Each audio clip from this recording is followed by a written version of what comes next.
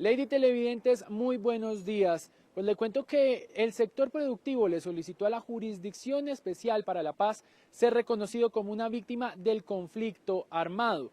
Por lo mismo estamos con Carlos Felipe Suárez, quien es redactor y analista del informe que se le entregó a la JEP y también hace parte de la Corporación Pensamiento Siglo XXI. Don Carlos, para empezar quisiera que nos ayudara a entender a nosotros y a los televidentes qué es el sector productivo y por qué es víctima del conflicto armado. Bueno, muchísimas gracias, señores televidentes. Buenos días.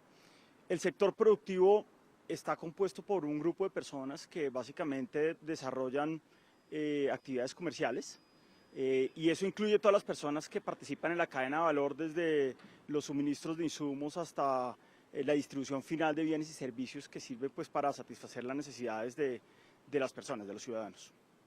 ¿Cuál es la razón de que se identifiquen como una víctima de la guerra con las extintas FARC?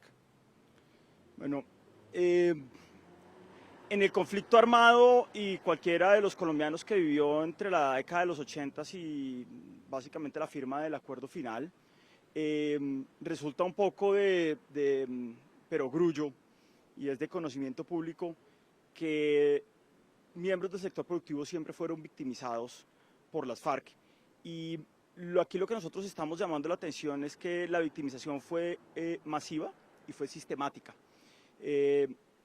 Masiva en la medida en que pues, son impresionantes las cifras. En el informe nosotros presentamos parte de las cifras digamos, de las víctimas, pero fue sistemático también, y eso implica que las FARC, a partir, digamos, de sus creencias y de sus propias ideologías, básicamente declararon el sector productivo como un objetivo militar. Sector productivo que por supuesto nunca fue parte del conflicto. El sector productivo en Colombia pues, es de la población civil y en consecuencia pues, es víctima de acciones violentas y de delitos, delitos contra los derechos humanos y contra el derecho internacional humanitario.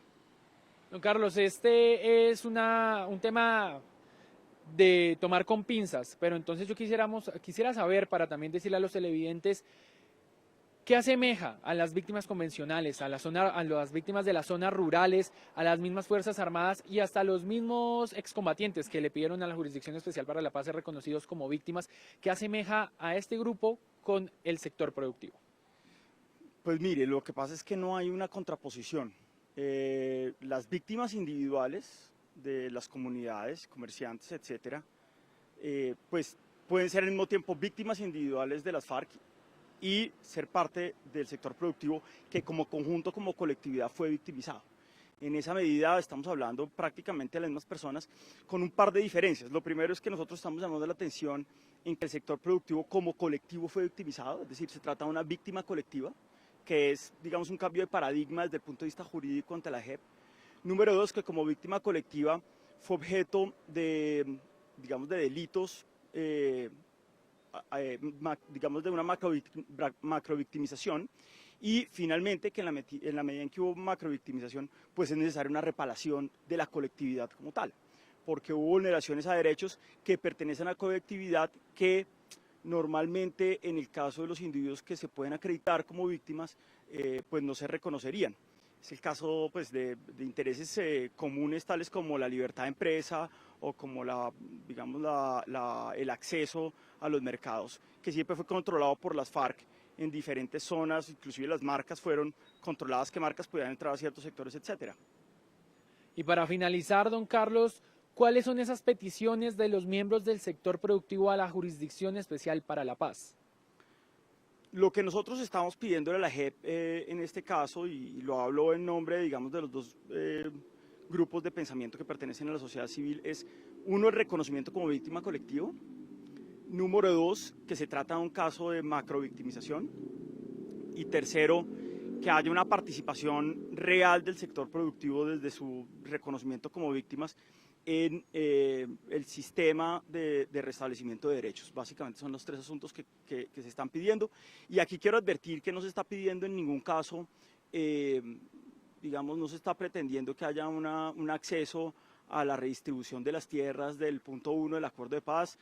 Se trata realmente más un tema de redignificación del sector productivo, que en muchos casos ha sido tachado de manera generalizada, inclusive como financiador de uno u otro bando, cuando realmente es posible que algunos miembros del sector productivo lo hayan hecho, pero en la generalidad, digamos, resulta desatinado pensar que eso es así.